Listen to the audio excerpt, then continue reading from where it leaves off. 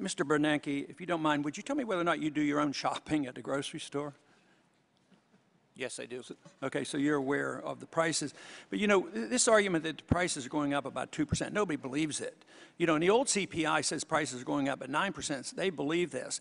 And people on fixed incomes, they're really hurting. The middle class is really hurting because their inflation rate is very much higher than the government tries to tell them. If you loan me $100 and in 2 years from now I gave you 90 back, you'd be pretty upset.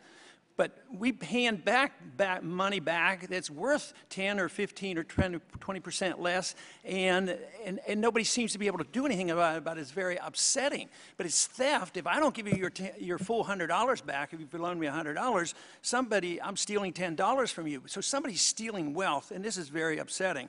But you know, in January at one of your press conferences, you said that you sort of poked a little bit of fun at people to downplay the 2% inflation rate. But if you say it's 2 and I say it's 9, it's compromised for the sake of argument that it's 5%. That you said that if it doesn't hurt you unless you're one of those people who stick the money in the mattress. But where are you going to put it? Are you going to put it in a CD and not make any money at all? So this doesn't make any sense. It doesn't encourage the savings, and it just discourages people. But I do want to make a point about prices, because prices go up. That, to me, is not the inflation. It is one of the bad consequences of the inflation, which comes from the increase in the money supply, and that's one of the bad effects. But, you know, you took over the Fed in 2006. I have a silver ounce here, and this ounce of silver back in 2006 would buy over 4 gallons of gasoline. Today it'll buy almost 11 gallons of gasoline. That's preservation of value, and that's what the market has always said should be money. Money comes into effect in a natural way, not in an edict, not by fiat, by governments declaring it is money. But why is it that we can't consider, you know, the two of us, an option? You love paper money. I think money should be honest, constitutional. It's still on the books, gold and silver, legal tender. Why don't we use it? But why don't we allow currencies to run parallel? They do around the world. One of my options, you know, as much as I would like to do something with the Fed, I say the Fed's going to self-destruct eventually anyway when the money's gone.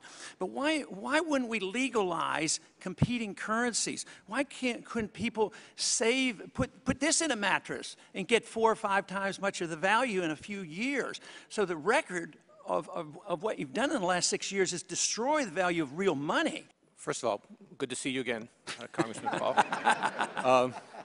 Just one word on the inflation. Of course, those numbers are constructed by the Bureau of Labor Statistics, not by the Fed. They're independently constructed, and I think they're done in a very serious and thoughtful way. On alternative currencies, nobody prevents you from holding silver or gold if you want to. It's perfectly legal to do that. And you're also it's also perfectly fine to hold other currencies, euros or yen or whatever else. So in that respect, you can do that, and I'd be happy to talk to you about other options. Mr. Chairman, that's not money. I mean, when you pay taxes to buy a coin, or you have a capital gains tax, when it's not, if you have to settle a lawsuit, it's always settled in depreciating Federal Reserve notes. It's never settled in the real contract. So that's nothing near money when it's illegal to use it. But to do it, you'd have to repeal the legal tender laws. You would have to legalize this. You'd have to get rid of the sales taxes. You'd have to get rid of the capital gains taxes. People, even in Mexico, they're talking about this. They're trying to have competing currencies. They've been wiped out too many times with inflation and wipe out the middle class. They're allowing people to start to save in a silver currency. So I hope we move along in that direction, because there shouldn't be any you know, overwhelming changes all of a sudden, that there could be a transition. People could vote on it. Maybe they'll give up on the Federal Reserve note and vote for real money. I'd be very happy to talk to you about it. Thank you very much. Long ago, before the flood, when giants roamed the land, that the earth was full of wickedness, the wickedness of man. Those giants, they were mighty men. There was no